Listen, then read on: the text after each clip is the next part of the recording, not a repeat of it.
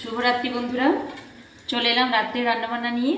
আজ একটু বানাবো রস বড়া, বিউলির ডালে রস বড়া। এই যে বিউলির ডালটা পেস্ট করে নিয়েছি মিক্সিতে, আর এখানে চিনি শিরা বানাবো বলে জলটাই যে ফুটিয়ে নিয়েছি। আর যতটা জল, এখানে চিনি আমি 2 কাপ মতো দিয়েছি, জল দেব 2 কাপ মতো। এখানে শিরাটা বানিয়ে নেব।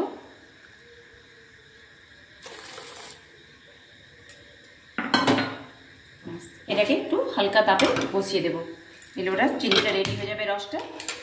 এদিকে আমি কড়াইতে তেল দিয়ে দিচ্ছি।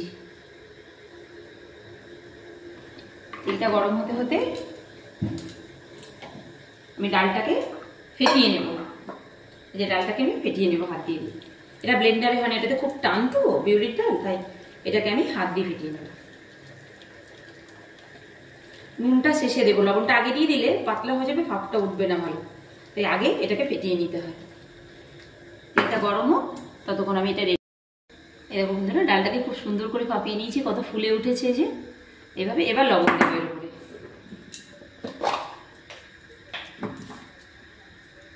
মতো একটা, খুব নুনটা হবে না, মিডিয়াম লবণ দেবো দিয়ে আরেকবার একটু ঘুরিয়ে নেব ভাবকে।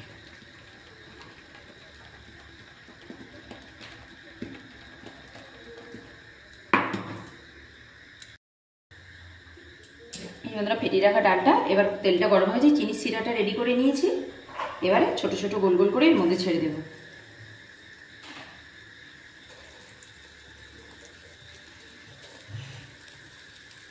এটা খেতে খুব ভালো লাগে, আমার তো স্মেলটা খুব ভালো লাগে।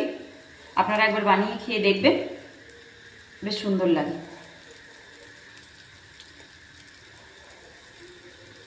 এটা আমরা চিনি শিরাতে ডুবিয়ে রস বড়া হিসেবে খেতে পারি, আর এটাকে আমরা দই দিয়ে দই বড়া হিসেবেও খেতে পারি। কত সুন্দরভাবে কড়াইয়ের মধ্যে ফুলে যাচ্ছে দেখুন, আমি যে সাইজটা দিচ্ছি তার থেকে কত বড় বড় হয়ে যাচ্ছে।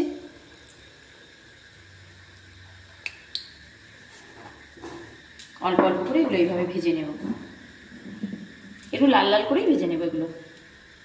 এরকম বন্ধুরা কত সুন্দরভাবে ফুলে গেছে কড়াইয়ের মধ্যে, আর একটু লাল লাল করে এটা ভাজবো, ভেজে চিনি শিরাতে ডুবিয়ে দেবো।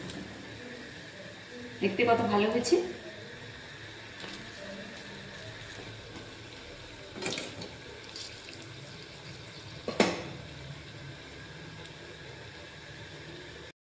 বন্ধুরা লাল লাল করে এটা ভেজে নিয়েছি, এবার এটা তুলে নেব একটা জায়গার মধ্যে।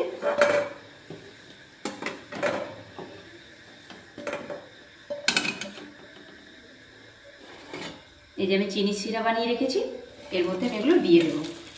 তাহলে এটা মিনিট 10 মতো থাকলে এটা রেডি হয়ে যাবে। এখানে বাকিগুলো ভেজে নিই।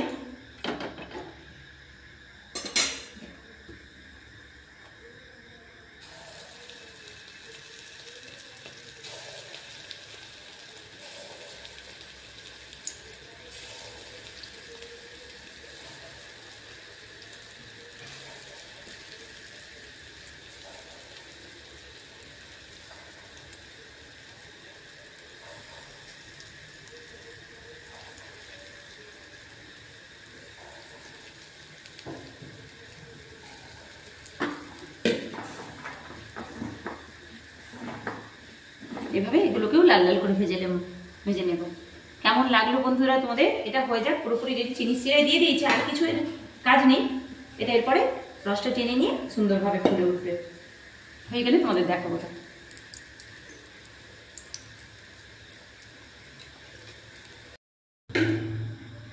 এরকম বন্ধুরা রস বড়াটা আমি রেডি হয়ে গেছে, আমার পুরো রসের মধ্যে দিয়ে দিয়েছি। এই দেখো কত বড় বড় হয়ে গেছে, কত সুন্দর হয়। এটা খেতেও খুব সুস্বাদু, খুব ভালো লাগে খেতে। একবার বাড়িতে বানিয়ে দেখতে পারেন আপনারা। এভাবে মিনিট 2-3 রেখে দিলে, এটা খুব নরম জিনিস তো রেডি হয়ে যায় চট করে, বেশি সময় দিয়ে দরকার নেই।